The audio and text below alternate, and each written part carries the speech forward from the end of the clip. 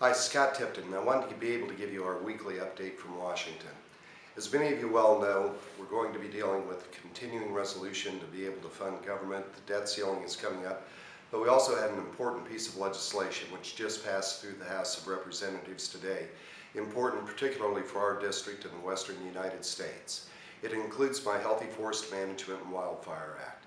As we continue to go throughout the West and in Colorado, we've seen the devastation of forests killed by bark beetle, the challenges that it's creating for our community, for our environment, for endangered species, for our watersheds as well.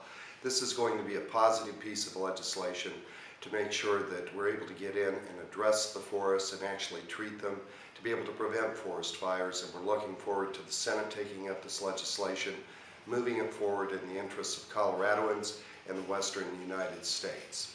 Also need to be able to visit with you today about the continuing resolution that's coming up. As many of you are well aware, this is going to be required without a budget for funding for government. Every one of us understand the importance of making those payroll checks out to our brave young men and women who serve in our armed forces. We've got to make sure that we follow through on that promise. The last thing we want is for someone with bullets flying about their head to be worrying about that mortgage payment coming in. So we do need to be able to keep government open, but we also need to recognize that Washington continues to spend far more than it takes in.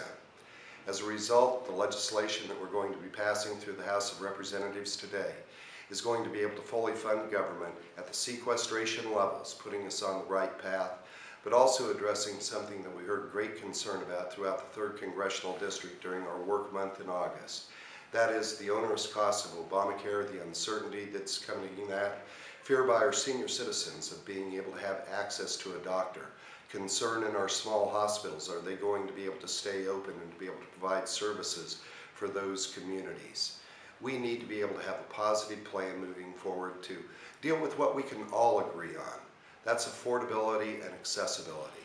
We all understand the cost of health care and its importance, but that insurance has to also make sure that we have the opportunity to actually be able to visit a doctor. We can put forward a plan to be able to make healthcare insurance affordable, to be able to address those access issues as well, to be able to protect our local communities. And that's what the legislation that we're dealing with today is hoping to be able to provide. That opportunity, not just to pass legislation and see a law in place, but to actually have something that's going to be working for the American people. One of the concerns that we certainly have is in terms of the funding of the Affordable Care Act, what many people have called Obamacare. When Senator Reid and Nancy Pelosi were in control of Congress, they may not have known what was in the legislation, but they did know how to be able to fund it. As this chart demonstrates, you can see that the vast majority of Obamacare is currently funded. The Affordable Care Act is labeled as mandatory spending. In Washington speak, that means that the bill will be paid. Much like Medicare, Social Security payments going in. Not included in there in the discretionary side, however, is funding for our troops to be able to pay their bills, which you see in the small green area. So in terms of the large costs of Obamacare, those are going to be pre-funded. That is why we think it is so essential that we actually repeal this bill, to be able to go in and make sure that we've got a program and a policy that's going to be working for the American people. The second chart that you see are going to be some of the Republican plans which we put forward. We're going to continue to press for. We need to make sure that we are lowering costs through increased plan options and through creating actual competition in the marketplace. It actually works. We just heard out of Utah rate increases that were coming down in terms of increased energy production. That's called competition. We can do the same thing when it comes to healthcare. We also need to be very mindful that we're standing up for people with pre-existing conditions to make sure that they have access to affordable healthcare and access to doctors. Let's have real tort reform. One of the primary cost drivers as I visit with hospitals and doctors throughout the 3rd Congressional District, which is driving up the costs and hurting our local communities.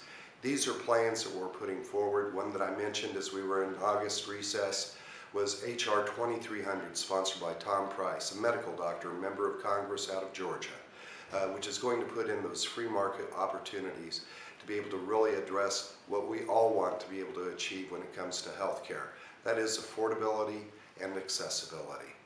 So this is the legislation that we're dealing with this week. We'll certainly have more legislation coming out next week when we're going to be dealing with the debt ceiling as well. We're going to continue to stand up and fight for our local communities, for our small businesses, moms and dads, and our senior citizens to make sure that we've got a government that is working for them, not a system where we have to be able to work to meet government's objectives.